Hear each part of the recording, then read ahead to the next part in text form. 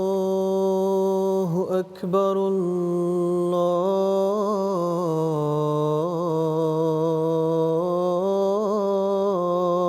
الله أكبر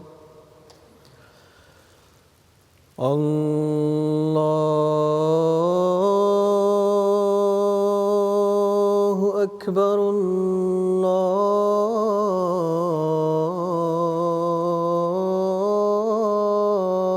الله أكبر أشهد أن لا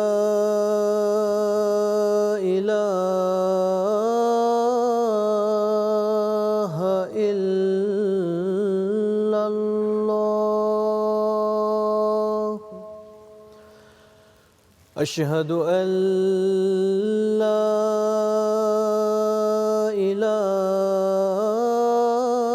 إله إلا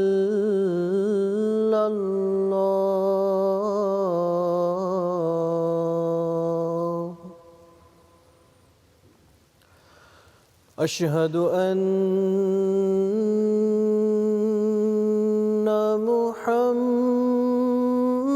محمدًا رسول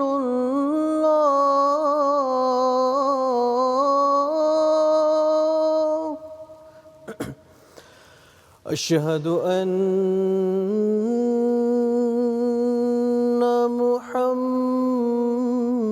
محمدًا رسول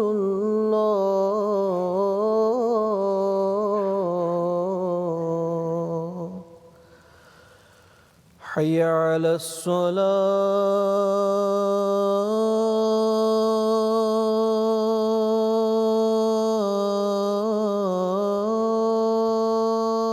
الصلاة حي على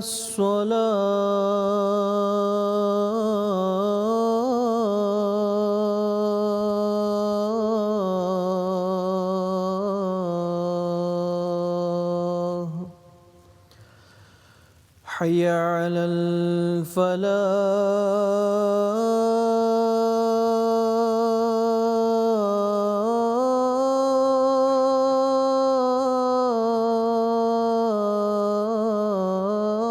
الفلاح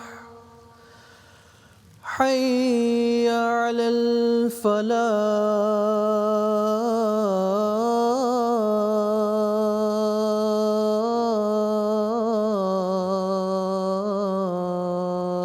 الفلاح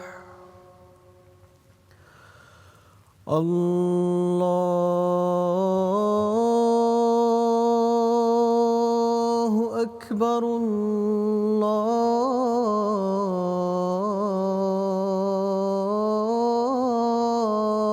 الله أكبر لا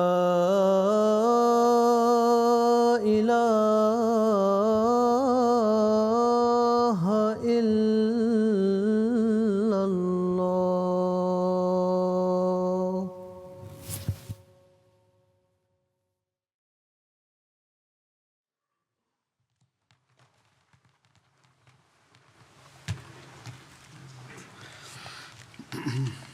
السلام علیکم ورحمۃ اللہ.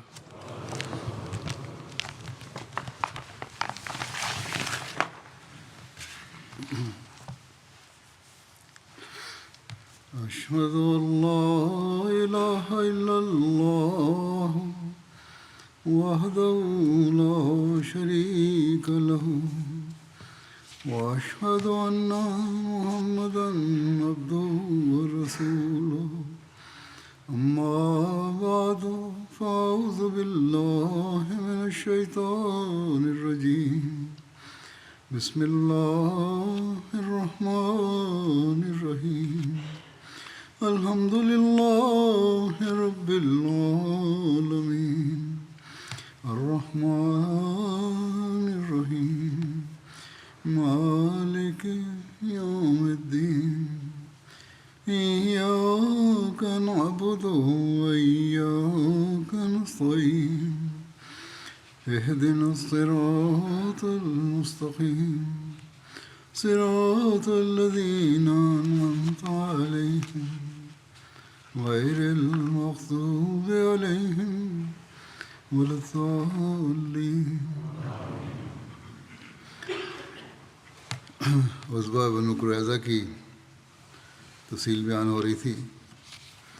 اس کی مزید تفصیل یوں ہے، اس میں شہداء کے جو شہید ہوئے مسلمان ان کے بارے میں لکھا ہے کہ اس غزوے میں 2 مسلمان شہید ہوئے، خلاد بن سوید اور حضرت منذر بن محمد. اور بنو قریظہ کے یہود کی تعداد جو قتل ہوئی اس کے بارے میں لکھا ہے کہ غزوہ بنو قریظہ میں قتل ہونے والے یہودیوں کی تعداد میں اختلاف پایا جاتا ہے. ابن اسحاق نے لکھا ہے کہ ان کی تعداد 600 تھی، ایک روایت کے مطابق ان کی تعداد 700 تھی،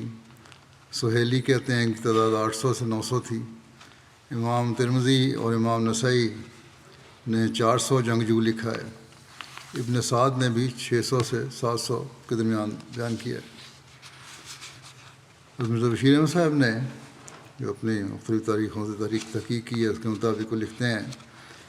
کہ کم و بیش 400 آدمی اس دن سعد کے فیصلے مطابق قتل کیے گئے، اور آن حضرت صلی اللہ علیہ وسلم نے صحابہ کو حکم دے کر ان مقتولین کو اپنے انتظام میں دفن کروایا. مخالفین اسلام مبالغہ کی حد تک تعداد بیان کر کے پھر اسلام کو ظالم مذہب ہونا قرار دیتے ہیں، یہ کوشش کرتے ہیں، جبکہ حقائق اور شواہد کو دیکھا جائے تو مستند تاریخوں کے مطابق 400 کے قریب تعداد بنتی ہے، وہ جو جنگجو تھے. اور تبھی تو وہ ایک گھر میں خندق کھود کر اس میں دفن بھی کر دیے گئے. اس زمانے کے ایک احمدی اسکالر سید برکات صاحب نے بھی اس پہ بڑی تحقیق کی ہے اور بڑا اچھا لکھا ہے انہوں نے. وہ اپنی کتاب رسول اکرم و یہود حجاز لکھتے ہیں کہ بنو قریظہ کے مقتولین کی تعداد کی بحث کو اگر دیکھا جائے تو انہوں نے بعض سوال اٹھائے ہیں، جن میں سے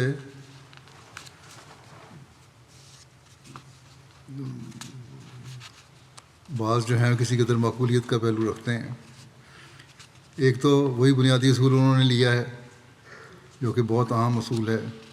کہ حدیث ہو یا تاریخ، ان کی روایات ضعف و وضعی ہونے کی جرح سے خالی نہیں ہیں. اس لیے آنکھیں بند کر کے سب روایات کو مانتے چلے جانا کوئی دانش مندی نہیں ہے. پھر 600 سے 900 قتل ہونے والے مرد، ماں، ان کی عورتوں اور بچوں کے، جن کی تعداد محتاط اندازے کے مطابق 5-6 ہزار سے کم نہیں ہوگی، ان کے بارے میں یہ کہنا کہ مدینہ میں ان کو رسیوں سے باندھ کر لایا گیا اور 2 گھروں میں رکھا گیا، اور ان کے کھانے پینے کی سہولیات، جبکہ مسلمان خود بھوکے پیاسے رہ رہے تھے، قضائے حاجت کے لیے اتنی بڑی تعداد کو لے جانا، اور بھی ضروریات ہوتی ہیں نا، اور کسی کا بھی نہ فرار ہونے کی کوشش نہ کرنا، نہ کوئی شور شرابہ کرنا، اور راتوں رات مدینہ کے ایک بازار میں ان 600 افراد کے قتل کے لیے گڑھے کھود دوا دینا، جبکہ ابھی نئی کھدی ہوئی خندق بھی موجود تھی. پھر 2 یا 3 افراد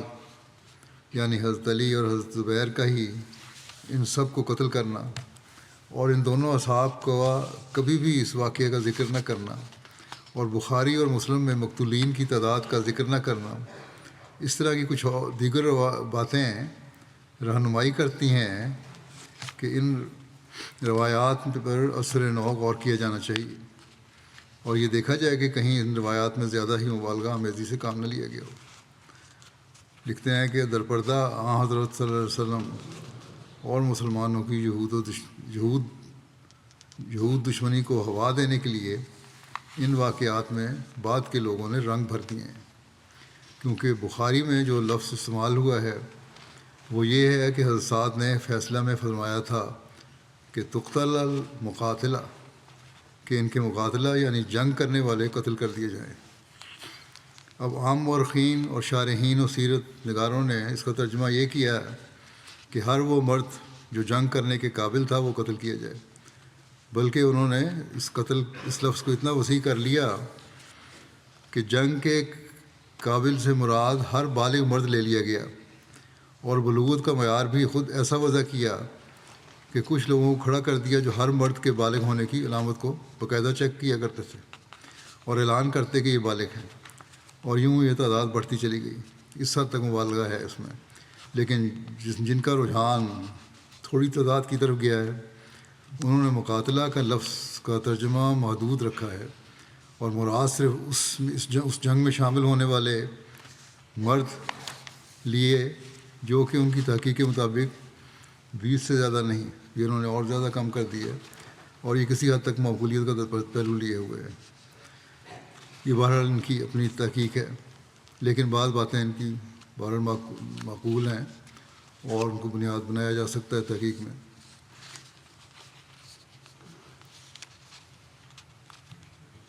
حضرت مرزا بشیر احمد صاحب نے غزوہ بنو قریظہ میں قتل ہونے والے یہودیوں کی تعداد پر ہونے والے غیر مسلم مورخین کے اعتراضات کے جواب میں بیان فرمایا ہے کہ بنو قریظہ کے واقعہ کے متعلق بعض غیر مسلم مورخین نے نہایت ناگوار طریقے پر حضرت صلی اللہ علیہ وسلم کے خلاف حملے کیے ہیں، اور ان کم و بیش 400 یہودیوں کی سزائے قتل کی وجہ سے آپ کو ایک نعوذ باللہ ظالم و سفاک فرما روا کے رنگ میں پیش کیا ہے۔ اس اعتراض کی بنا مذہبی تعصب پر واقع ہے، جس سے جہاں تک کم از کم اسلام اور بانی اسلام کا تعلق ہے بہت سے مغربی روشنی میں تربیت یافتہ مورخ بھی آزاد نہیں ہو سکے، یعنی بعض مسلمان بھی ان کے زیر اثر آ گئے ہیں۔ اس اعتراض کے جواب میں لکھتے ہیں کہ اول تو یہ بات یاد رکھنی چاہیے کہ بنو قریظہ کے متعلق جس فیصلے کو ظالمانہ کہا جاتا ہے وہ سعد بن معاذ کا فیصلہ تھا، اور حضرت صلی اللہ علیہ وسلم کا ہرگز نہیں تھا، اور جب وہ آپ کا فیصلہ ہی نہیں تھا تو اس کی وجہ سے آپ کو اعتراض نہیں کیا جا سکتا۔ دوسرے، یہ فیصلہ حالات پیش آمدہ کے متحد ہرگز غلط اور ظالمانہ نہیں تھا۔ جو حالات تھے ان کی تفصیل پہلے بیان ہو چکی ہے، کوئی ظالمانہ نہیں تھا۔ تیسری بات یہ کہ اس عہد کی وجہ سے جو سعد نے فیصلہ کے اعلان سے قبل آپ سے لیا تھا، آپ صلی اللہ علیہ وسلم اس بات کو پابند تھے کہ بہرحال اس کے مطابق عمل کرتے۔ چوتھی بات یہ کہ جب خود مجرموں نے اس فیصلے کو قبول کیا اور اس پر اعتراض نہیں اٹھایا اور اسے اپنے لیے خدائی تقدیر سمجھا، جیسا کہ حبیب بن اخطب کے الفاظ سے بھی ظاہر ہے جو اس نے قتل کیے جانے کے وقت کہے، تو اس صورت میں آپ کا یہ کام نہیں تھا کہ خام خواہ اس میں دخل دینے کے لیے کھڑے ہو جاتے۔ سعد کے فیصلے کے بعد اس معاملے کے ساتھ آپ کا تعلق صرف اس قدر تھا کہ آپ اپنی حکومت کے نظام کے متحد اس فیصلے کو بصورت آسن جاری فرما دیں، اور یہ بتایا جا چکا ہے کہ آپ نے اسے ایسے رنگ میں جاری فرمایا کہ جو رحمت و شفقت کا بہترین نمونہ سمجھا جا سکتا ہے۔ یعنی جب تک تو یہ لوگ فیصلے کے اجرا سے قبل قید میں رہے، آپ نے ان کی رہائش اور خوراک کا بہتر سے بہتر انتظام فرمایا، اور جب ان پر سعد کا فیصلہ جاری کیا جانے لگا تو آپ نے اسے ایسے رنگ میں جاری کیا جو مجرموں کے لیے کم سے کم موجب تکلیف تھا۔ یعنی اول تو ان کے جذبات کا خیال رکھتے ہوئے آپ نے حکم دیا کہ ایک مجرم کے قتل کے وقت کوئی دوسرا مجرم سامنے نہ ہو، بلکہ تاریخ سے پتہ لگتا ہے کہ جن لوگوں کو مقتل میں لایا جاتا تھا ان کو اس وقت تک علم نہیں ہوتا تھا کہ ہم کہاں جا رہے ہیں، جب تک کہ وہ عین مقتل میں نہ پہنچ جاتے تھے۔ اس کے علاوہ جس شخص کے متعلق بھی آپ کے سامنے رحم کی اپیل پیش ہوئی، آپ نے اسے فوراً قبول کر لیا، اور نہ صرف ایسے لوگوں کی جان بخشی کی بلکہ ان کے بیوی بچوں اور اموال وغیرہ کے متعلق بھی حکم دے دیا کہ انہیں واپس دے دیے جائیں۔ اس سے بڑھ کر ایک مجرم کے ساتھ رحمت اور شفقت کا سلوک کیا ہو سکتا ہے؟ بس نہ صرف یہ کہ بنو قریظہ کے واقعے کے متعلق حضرت صلی اللہ علیہ وسلم پر قطعاً کوئی اعتراض وارد نہیں ہو سکتا، بلکہ حق یہ ہے کہ یہ واقعہ آپ کے اخلاق فاضلہ اور حسن انتظام اور آپ کے فطری رحم و کرم کا ایک نہایت بیان ثبوت ہے۔ اب رہا اصل فیصلے کا سوال، اس کے متعلق بھی ہم بلا تعامل کہہ سکتے ہیں کہ اس میں ہرگز کسی قسم کے ظلم و تعدی کا دخل نہیں، بلکہ وہ عین عدل و انصاف پر مبنی تھا۔ اس کے لیے سب سے پہلے تو ہمیں یہ دیکھنا چاہیے کہ بنو قریظہ کا جرم کیا تھا اور وہ جرم کن حالات میں کیا گیا۔ تاریخ سے پتہ لگتا ہے کہ جب شروع میں حضرت صلی اللہ علیہ وسلم مدینہ میں تشریف لائے تو اس وقت مدینہ میں یہودیوں کے 3 قبیلے آباد تھے،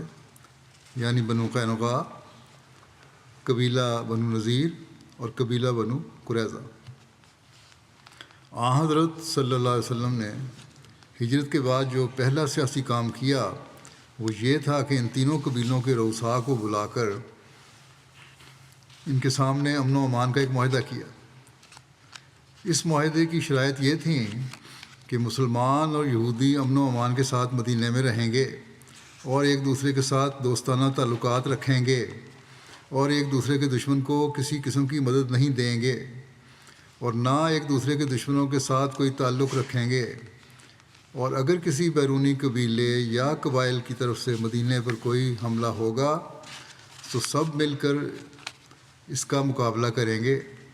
اور اگر معاہدہ کرنے والوں میں سے کوئی شخص یا کوئی گروہ اس معاہدے کو توڑے گا یا فتنہ و فساد کا باعث بنے گا تو دوسروں کو اس کے خلاف ہاتھ اٹھانے کا حق ہوگا، اور تمام اختلافات اور تنازعات محمد صلی اللہ علیہ وسلم کے سامنے پیش ہوں گے،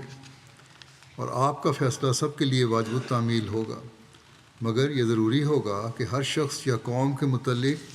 اسی کے مذہب اور اسی کی شریعت کے مطابق فیصلے کیے جائے۔ یہ اہم بات ہے، جو فیصلہ ہو ان کے مذہب اور ان کی شریعت کے مطابق ہوگا، باوجود اس کے کہ مسلمانوں کی حکومت قائم کر دی گئی تھی۔ اس معاہدے پر یہود نے کس طرح عمل کیا؟ تو اس کا جواب یہ ہے کہ سب سے پہلے قبیلہ بنو قینقاع نے بدعہدی کی اور دوستانہ تعلقات کو قطع کر کے مسلمانوں سے جنگ کی طرح ڈالی اور مسلمان عورتوں کی بے حرمتی کا کمینہ طریقہ اختیار کیا، اور پھر حضرت صلی اللہ علیہ وسلم کی اس صدارتی پوزیشن کو جو بین الاقوامی معاہدے کی روح سے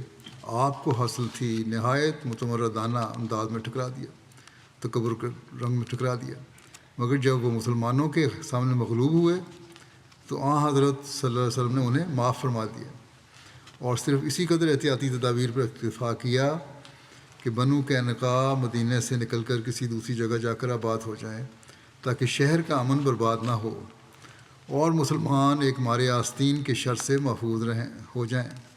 چھپے ہوئے دشمن سے محفوظ ہو جائیں۔ چنانچہ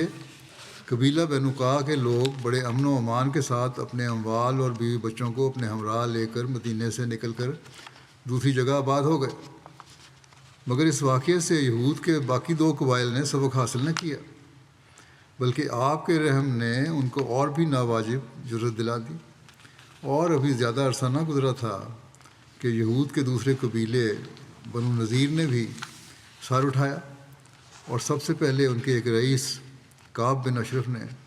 معاہدے کو توڑ کر قریش اور دوسرے قبائل عرب کے ساتھ مسلمانوں کے خلاف ساز باز شروع کی، اور عرب کے ان وحشی درندوں کو حضرت صلی اللہ علیہ وسلم اور آپ کے صحابہ کے خلاف خطرناک طور پر ابھارا،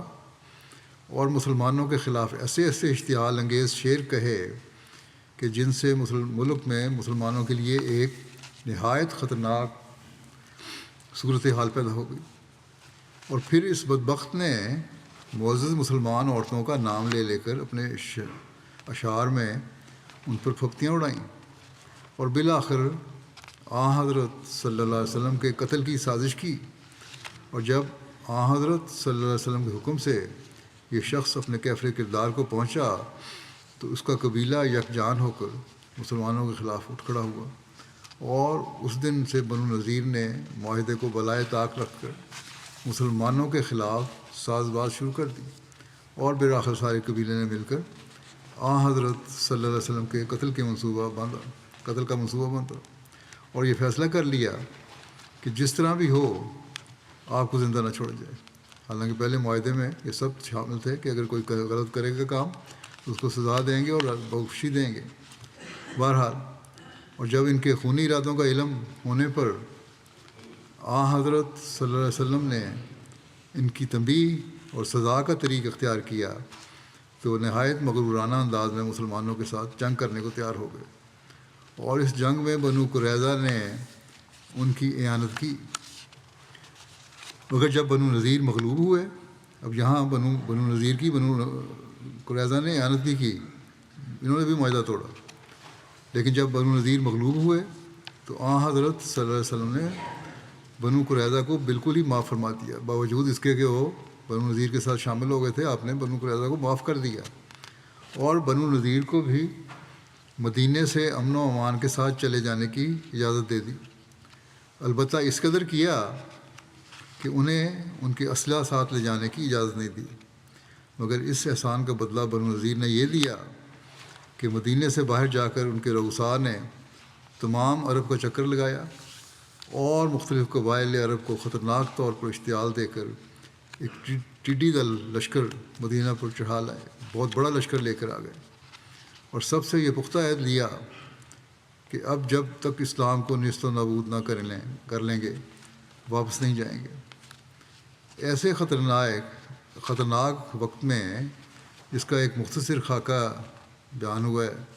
یہود کے تیسرے قبیلے بنو قریظہ نے کیا کیا، اور یہ قبیلہ وہ تھا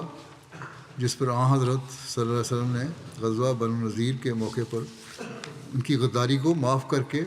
خاص احسان کا سلوک کیا تھا۔ صلی اللہ علیہ وسلم نے تو ان سے احسان کا سلوک کیا تھا بنو قریظہ سے،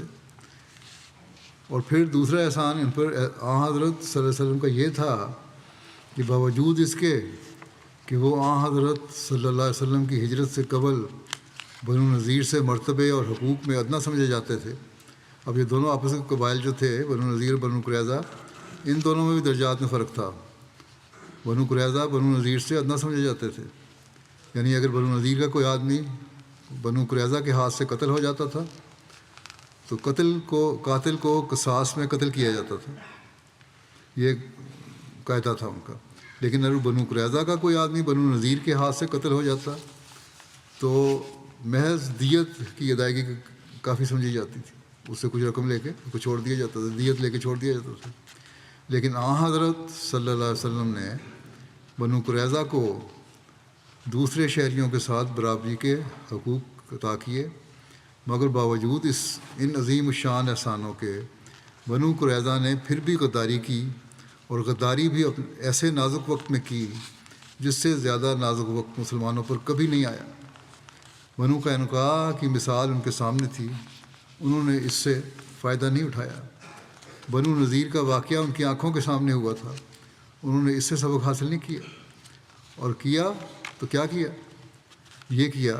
کہ اپنے معاہدے کو بالائے طاق رکھ کر اور حضرت صلی اللہ علیہ وسلم کے احسانات کو فراموش کر کے عین اس وقت جب کہ 3000 مسلمان نہایت سروسامانی اور بے بسی کی حالت میں کفار کے 10-15 ہزار جرار اور خونخوار لشکر سے گھرے ہوئے بیٹھے تھے، اور اپنی بیچارگی کو دیکھ کر ان کے کلیجے منہ کو آ رہے تھے جنگ احزاب کے وقت، اور موت انہیں اپنے سامنے دکھائی دیتی تھی۔ وہ اپنے قلعوں میں سے نکلے بنو قریظہ، اور مسلمان مستورات اور بچوں پر عقب سے حملہ آور ہو گئے اور مسلمانوں کے اتحاد سے منحرف ہو گئے۔ اس خونی اتحاد کی شمولیت اختیار کی جس کا اصل الاصول اسلام اور بانی اسلام کو نیست و نابود کرنا تھا۔ اس بانی اسلام کو جس کا مدینہ میں آنے کے بعد پہلا کام یہ تھا کہ اس نے ان یہود کو اپنا دوست اور معاہد بنایا۔ یہ غور کرنے والی بات ہے، حضرت صلی اللہ علیہ وسلم نے یہود کو اپنا دوست اور معاہد بنایا مدینہ آ کے، اور یہود کا پہلا کام یہ تھا کہ انہوں نے اسے اپنا دوست اور معاہد مان کر انہوں نے مان بھی لیا اور اپنی جمہوریت کا صدر تسلیم بھی کیا۔ اندرین حالات بنو قریظہ کا یہ فعل صرف ایک بد عہدی اور غداری ہی نہیں تھا، بلکہ ایک خطرناک بغاوت کا بھی رنگ رکھتا تھا، اور بغاوت بھی ایسی کہ اگر ان کی تدبیر کامیاب ہو جاتی تو تو مسلمانوں کی جانوں اور ان کی عزت و آبرو اور ان کے دین و مذہب کا یقیناً خاتمہ تھا۔ پس بنو قریظہ کسی ایک جرم کے مرتکب نہیں ہوئے، بلکہ وہ بے وفائی اور احسان فراموشی کے مرتکب ہوئے، بد عہدی اور غداری کے مرتکب ہوئے، بغاوت اور اقدام قتل کے مرتکب ہوئے، اور ان جرموں کا ارتکاب انہوں نے ایسے حالات میں کیا جو ایک جرم کو بھیانک سے بھیانک صورت دے سکتے ہیں، اور دنیا کی کوئی غیر متعصب عدالت ان کے مقدمے میں موجبات رعایت کا عنصر نہیں پا سکتی۔ کوئی رعایت ملنے کا امکان نہیں کسی عدالت میں۔ ایسے حالات میں ان کی سزا سوائے اس کے کیا ہو سکتی تھی جو دی گئی؟ ظاہر ہے کہ امکانی طور پر صرف 3 سزائیں ہی دی جا سکتی تھیں۔ اول یہ کہ مدینہ میں ہی قید یا نظر بندی، دوسرے جلا وطنی جیسا کہ بنو قینقاع اور بنو نذیر کے معاملے میں ہوا تھا، تیسرے جنگجو آدمیوں کا قتل اور باقیوں کی قید یا نظر بندی۔ اب انصاف کے ساتھ غور کرو کہ اس زمانے کے حالات کے متحد مسلمانوں کے لیے کون سا طریق کھلا تھا۔ ایک دشمن قوم کا اپنے شہر میں قید رکھنا اس زمانے کے لحاظ سے بالکل بیرون سوال تھا، کیونکہ اول تو قید کے ساتھ ہی قیدیوں کی رہائش اور خوراک کی ذمہ داری مسلمانوں پر عائد ہوتی تھی، جس کے برداشت کرنے کی ان میں ہرگز طاقت نہیں تھی۔ دوسرے، اس زمانے میں کوئی جیل خانے وغیرہ بھی نہیں ہوتے تھے، اور قیدیوں کے متعلق یہی دستور تھا کہ وہ فاتح قوم کے آدمیوں میں تقسیم کر دیے جاتے، جہاں وہ عملاً بالکل آزاد رہتے تھے۔ ایسے حالات میں ایک برلے درجے کے معاند اور سازشی گروہ کا مدینہ میں رہنا اپنے اندر نہایت خطرناک احتمالات رکھتا تھا، اور اگر بنو قریظہ پر یہ فیصلہ جاری کیا جاتا تو یقیناً اس کے معنی یہ ہوتے کہ فتنہ انگیزی اور مفسدہ پرورداری اور شرارت اور خفیہ ساز باز کے لیے تو ان کو وہی آزادی حاصل رہتی جو پہلے تھی، البتہ ان کے اخراجات کی ذمہ داری مسلمانوں پر آ جاتی۔ یعنی پہلے اگر وہ اپنا کھاتے تھے اور مسلمانوں کا گلا کاٹتے تھے، تو آئندہ وہ اگر ان کو کھلی چھٹی دیتی کہ یہاں شہر میں رہیں، تو آئندہ وہ کھاتے بھی مسلمانوں کو، اگر قیدی بنا لیا جاتا تو مسلمانوں کو کھاتے، اور جن کے پاس اپنے کھانے کے لیے بھی پیسے نہیں تھے، اور گلا بھی مسلمانوں کو کاٹتے۔ سازشیں تو انہوں نے کرنی تھی، اور مسلمانوں کے گھروں میں اور ان کے ساتھ مخلوط ہو کر رہنے سہنے کی وجہ سے جو دوسرے خطرات ہو سکتے تھے وہ مزید بنا تھے۔ بشیر احمد صاحب دیکھتے ہیں کہ اندرونی حالات جو ہیں، میں نہیں سمجھ سکتا کہ کوئی عقل مند شخص یہ رائے رکھ سکتا ہے کہ بنو قریظہ کو یہ سزا دی جا سکتی تھی کہ ان کو وہاں رکھا جائے۔ اب رہی دوسری سزا یعنی جلا وطنی، سو یہ سزا بے شک اس زمانے کے لحاظ سے دشمن کے شر سے محفوظ رہنے کے لیے ایک عمدہ طریق سمجھی جاتی تھی، مگر بنو نذیر کی جلا وطنی کا تجربہ بتاتا تھا کہ کم از کم جہاں تک یہود کا تعلق تھا، یہ طریق کسی صورت میں پہلے طریق سے کم خطرناک نہیں تھا۔ یعنی یہود کو مدینہ سے باہر نکل جانے کی اجازت دے دینا سوائے اس کے کوئی معنی نہیں رکھتا تھا کہ نہ صرف یہ کہ عملی اور جنگجو معاندین اسلام کی تعداد میں اضافہ ہو جائے، بلکہ دشمنان اسلام کی صف میں ایسے لوگ جا ملیں جو اپنے خطرناک اشتعال انگیز اور معاندانہ پروپیگنڈا اور خفیہ اور سازشی کارروائیوں کی وجہ سے ہر مخالف اسلام تحریک کے لیڈر بننے کے لیے بے چین تھے۔ تاریخ سے یہ ثابت ہے کہ یہود کے سارے قبائل میں سے بنو قریظہ اپنی عداوت میں بڑھے ہوئے تھے، بس یقیناً بنو قریظہ کی جلا وطنی اس سے بہت زیادہ خطرات کا موجب ہو سکتی تھی جو بنو نذیر نے غزوہ احزاب کو برپا کرنے کے لیے مسلمانوں کے لیے پیدا کیے۔ اور اگر مسلمان ایسا کرتے تو اس زمانے کے حالات کے متحد ان کا یہ فعل ہرگز خودکشی سے کم نہ ہوتا۔ مگر کیا دنیا کے پردے پر کوئی ایسی قوم ہے جو دشمن کو زندہ رکھنے کے لیے آپ خودکشی پر آمادہ ہو سکتی ہے؟ اگر نہیں تو یقیناً مسلمان بھی اس وجہ سے زیر الزام نہیں سمجھے جا سکتے کہ انہوں نے بنو قریظہ کو زندہ رکھنے کے لیے خودکشی کیوں نہیں کی۔ بس یہ ہر دو سزائیں ناممکن تھیں، اور ان میں سے کسی کو اختیار کرنا اپنے آپ کو یقینی تباہی میں ڈالنا تھا، اور ان دو سزاؤں کو چھوڑ کر صرف وہی سزا رستہ کھلا تھا جو اختیار کیا گیا۔ بے شک اپنی ذات میں سات کا فیصلہ ایک سخت فیصلہ تھا، اور فطرت انسانی بظاہر اس سے ایک صدمہ محسوس کرتی ہے، مگر سوال یہ ہے کہ کیا اس کے بغیر کوئی اور راستہ کھلا تھا جسے اختیار کیا جاتا؟ جب ایک سرجن اپنے کسی بیمار کا، جس کے لیے وہ اس قسم کا آپریشن ضروری خیال کرے، ہاتھ کاٹ دیتا ہے یا ٹانگ جدا کر دیتا ہے یا کسی اور عضو کو جسم سے علیحدہ کر دینے پر مجبور ہو جاتا ہے، تو ہر شریف انسان کے دل کو صدمہ پہنچتا ہے کہ اگر ایسا نہ ہوتا، یعنی اگر حالات کی مجبوری اسے ضروری قرار نہ دیتی تو اچھا تھا، مگر حالات کی مجبوری کے سامنے جھکنا پڑتا ہے۔ بلکہ ایسے حالات میں سرجن کا یہ فعل قابل تعریف سمجھا جاتا ہے کہ اس نے تھوڑے یا کم قیمتی حصے کی قربانی سے زیادہ قیمتی چیز کو بچا لیا۔ اسی طرح بنو قریظہ کے متعلق سات کا فیصلہ گو اپنی ذات میں سنجیدہ تھا، مگر وہ حالات کی مجبوری کا ایک لازمی نتیجہ تھا جس کے بغیر کوئی چارہ نہیں تھا۔ یہی وجہ ہے کہ مارگولیس جیسا مورخ بھی، جو ہرگز اسلام کے دوستوں میں سے نہیں ہے،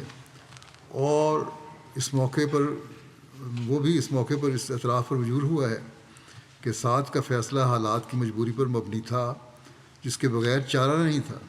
چنانچہ مسٹر مارگولیس لکھتے ہیں کہ غزوہ احزاب کا حملہ، جس کے متعلق محمد صلی اللہ علیہ وسلم کا یہ دعویٰ تھا کہ وہ محض خدائی تصرفات کے ماتحت پسپا ہوا، وہ بنو نذیر ہی کی اشتعال انگیز کوششوں کا نتیجہ تھا، یا کم از کم یہ سمجھا جاتا تھا کہ وہ ان کی کوششوں کا نتیجہ ہے، اور بنو نذیر وہ تھے جنہیں محمد صاحب صلی اللہ علیہ وسلم نے صرف جلا وطن کر دینے پر اکتفا کیا تھا۔ اب سوال یہ تھا کہ کیا محمد صلی اللہ علیہ وسلم بنو قریظہ کو بھی جلا وطن کر کے اپنے خلاف اشتعال انگیز کوششیں کرنے والوں کی تعداد اور طاقت میں اضافہ کر دیں؟ دوسری طرف وہ قوم مدینہ میں بھی نہیں رہنے دی جا سکتی تھی جس نے اس طرح برملا طور پر حملہ آوروں کا ساتھ دیا تھا۔ ان کا جلا وطن کرنا غیر محفوظ تھا، مگر ان کا مدینے میں رہنا بھی کم خطرناک نہ تھا۔ بس اس فیصلے کے بغیر چارہ نہ تھا کہ ان کے قتل کا حکم دیا جاتا، یہ مارگولیس صاحب کہتے ہیں۔ پھر یہ بات بھی خصوصیت کے ساتھ مد رکھنی چاہیے کہ بنو قریظہ حضرت صلی اللہ علیہ وسلم کے صرف حلیف اور معاہد نہیں تھے، بلکہ وہ اپنے ابتدائی معاہدے کی روح سے مدینہ میں آپ کی حکومت کو تسلیم کر چکے تھے، یا کم از کم آپ کی سورنٹی کو انہوں نے قبول کیا تھا۔ بس ان کی حیثیت صرف ایک غدار حلیف یا معمولی دشمن کی نہیں تھی، بلکہ وہ یقیناً باغی بھی تھے، اور باغی بھی نہایت خطرناک قسم کے باغی، اور باغی کی سزا خصوصاً جنگ کے ایام میں سوائے قتل کے کوئی اور نہیں سمجھی گئی۔ اگر باغی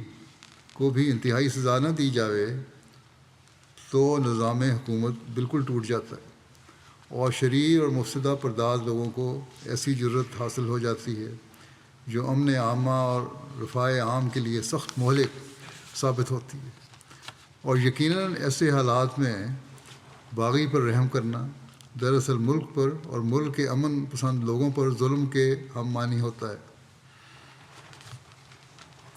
چنانچہ تمام متمدن حکومتیں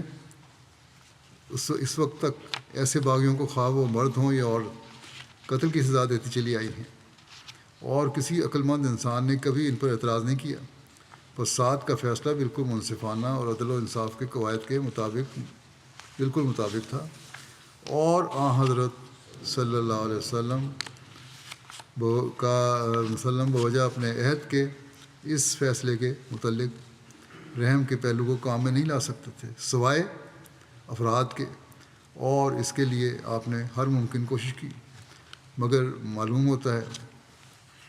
کہ یہود نے، یعنی ایک جو افراد تھے، اگر وہ معافی مانگتے تو کر سکتے تھے، لیکن قوم کو معاف نہیں کر سکتے تھے، کیونکہ صاحب کے فائدے پہ انہوں نے پہلے وعدہ لے لیا تھا۔ مگر معلوم ہوتا ہے کہ یہود نے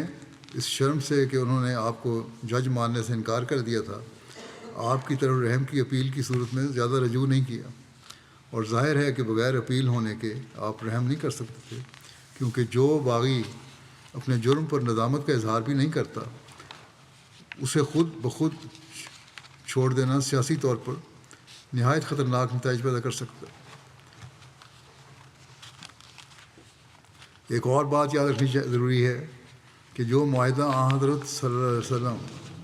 اور یہود کے درمیان ابتدا میں ہوا تھا، اس کی شرائط میں سے ایک شرط یہ بھی تھی کہ اگر یہود کے متعلق کوئی امر قابل تصفیہ پیدا ہوگا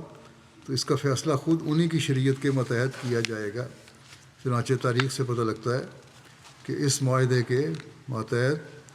حضرت صلی اللہ علیہ وسلم ہمیشہ یہود کے متعلق شریعت موسوی کے مطابق فیصلہ فرمایا کرتے تھے۔ اب ہم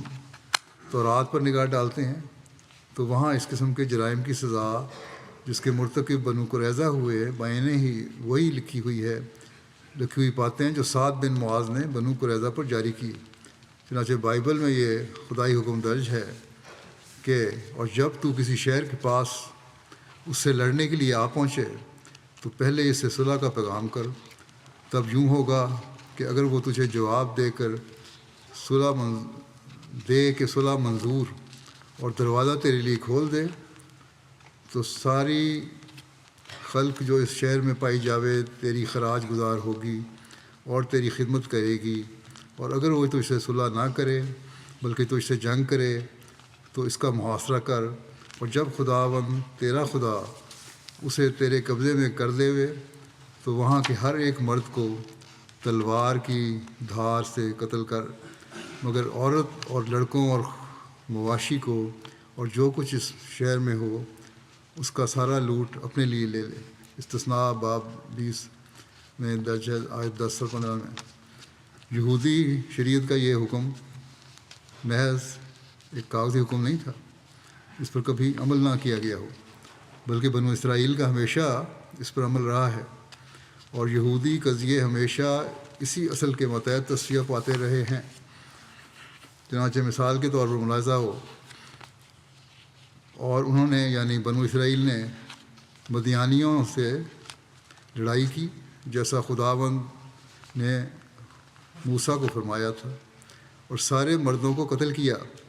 اور انہوں نے ان مقتولوں کے سوا اوی اور رقم اور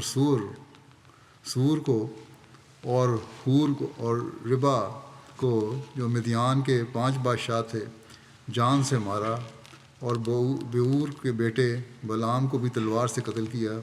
اور بنی اسرائیل نے مدیان کی عورتوں اور ان کے بچوں کو اسیر کیا، اور ان کے مواشی اور بھیڑ بکری اور مال و اسباب سب کچھ لوٹ لیا،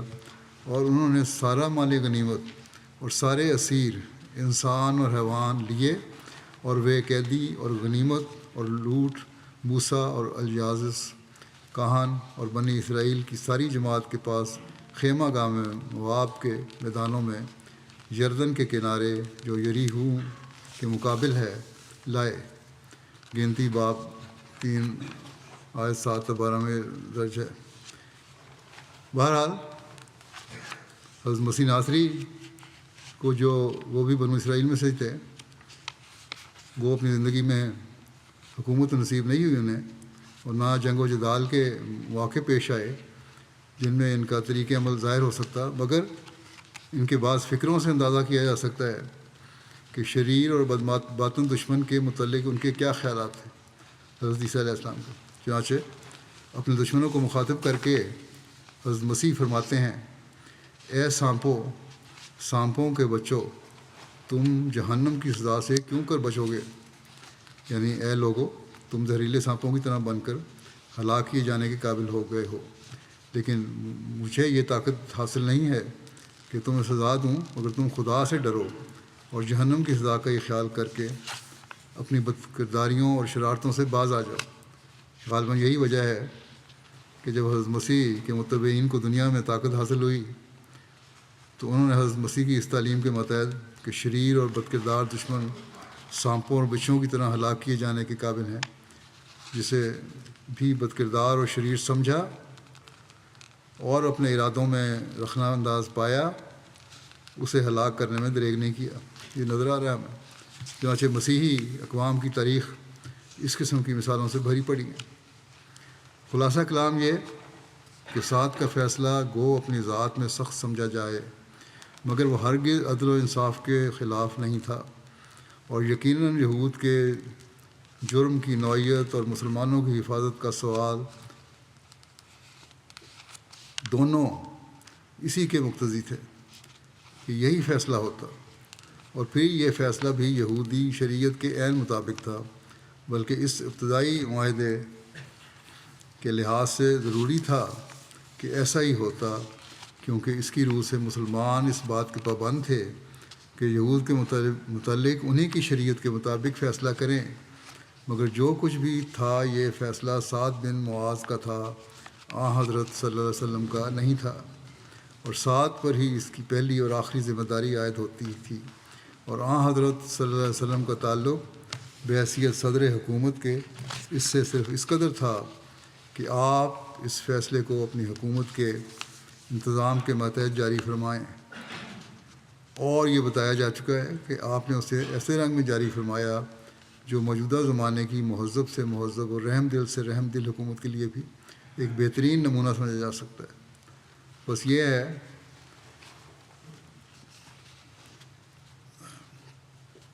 جواب آج کل کے ان متدین کا، ان لوگوں کا جو اسلام پر اعتراض کرتے ہیں، اور اس کے زیر نظر بعض ہمارے اپنے لوگ بھی متاثر ہو جاتے ہیں، نوجوانوں میں بھی سوال اٹھتے ہیں کہ کیوں بنو قریظہ کو قتل کیا گیا۔ اس کا جواز بنا کر یہ بھی کہتے ہیں بعض سوال اٹھانے والے، اب کہنے لگے ہیں کہ جو فلسطینیوں کے خلاف کارروائی ہو رہی ہے وہ بھی جائز ہے اس لحاظ سے، حالانکہ اس کی اس وقت جو ہے حالت ہے اس کی تو نسبت ہی کوئی نہیں ان حالات سے اور آج کل کے حالات سے، اور جو بدلے لیے جا رہے ہیں، اور پھر عورتوں اور بچوں کو بھی قتل کیا جا رہا ہے۔ بہرحال یہ سب قصور بھی مسلمانوں کا ہی ہے، جنہوں نے اپنے مفادات کے لیے اسلام کی ساکھ ختم کر دی ہے۔ اللہ تعالیٰ ان لوگوں کو بھی عقل عطا فرمائے۔